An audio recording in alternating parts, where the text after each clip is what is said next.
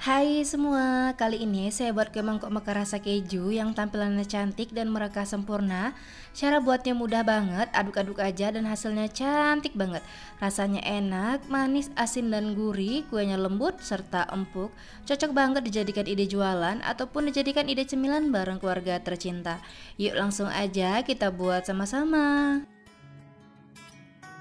Siapkan wadah bersih serta kering, lalu masukkan tepung beras sebanyak 180 gram atau sekitar 18 sendok makan, lalu tambahkan tepung terigu sebanyak 40 gram atau sekitar 4 sendok makan, gula pasir sebanyak 170 gram atau sekitar 9 sendok makan, serta garam sebanyak setengah sendok teh, lalu aduk rata dengan whisker, pastikan semua bahannya tercampur ya teman-teman. Setelah adonannya udah tercampur semua, masukkan keju oles sebanyak 50 gram. Saya menggunakan keju oles merek Pro Cheese, boleh juga menggunakan cream cheese ya teman-teman. Lalu masukkan santan sebanyak 300 ml, masukkan secara bertahap dan sambil diaduk dengan menggunakan whisker sampai semua bahannya tercampur rata, tidak ada yang menggumpal ataupun bergerindil ya teman-teman. Untuk santannya sendiri boleh menggunakan santan yang segar ataupun menggunakan santan instan yang ditambah dengan air yang takarannya sebanyak 300 ml. Pastikan untuk tekstur adonannya benar-benar halus, licin, tidak ada yang menggumpal ataupun bergerindil ya teman-teman. Lalu masukkan ragi sebanyak 1 sendok teh. Pastikan raginya masih baru serta masih aktif supaya bisa kuenya mengembang sempurna. Dan untuk raginya sendiri saya menggunakan ragi merek Fermipan, aduk sampai larut dan tercampur rata.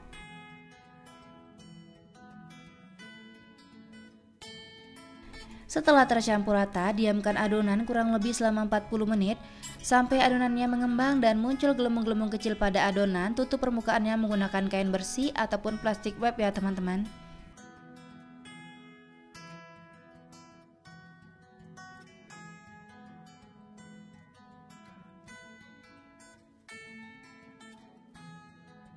Sambil menunggu adonannya mengembang dan muncul gelembung-gelembung kecil pada adonan, kita panaskan cetakan talam bersama kukusan dan jangan diolesi dengan minyak sayur.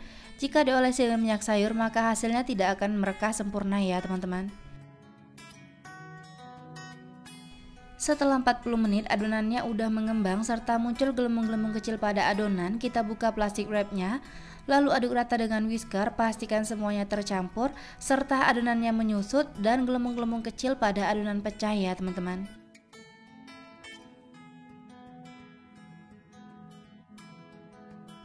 Setelah adonannya menyusut serta gelembung-gelembung kecil pada adonan pecah, masukkan baking powder sebanyak setengah sendok teh, lalu aduk rata dengan whisker, pastikan semuanya tercampur dan baking powdernya larut.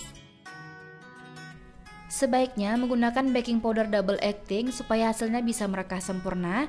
Dan untuk takarannya cukup setengah sendok teh aja. Dan yang saya gunakan ini baking powder biasa yang mereknya kupu-kupu ya teman-teman.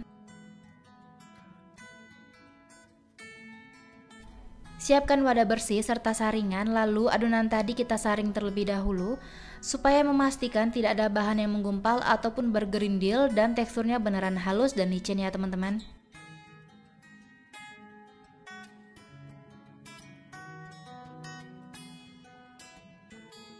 Supaya hasilnya lebih cantik, berikan pewarna makanan untuk warnanya bebas sesuai selera. Aduk rata, pastikan sampai tercampur semua serta gelembung-gelembung kecil pada adonan pecah. Lalu adonan ini kita sisihkan terlebih dahulu.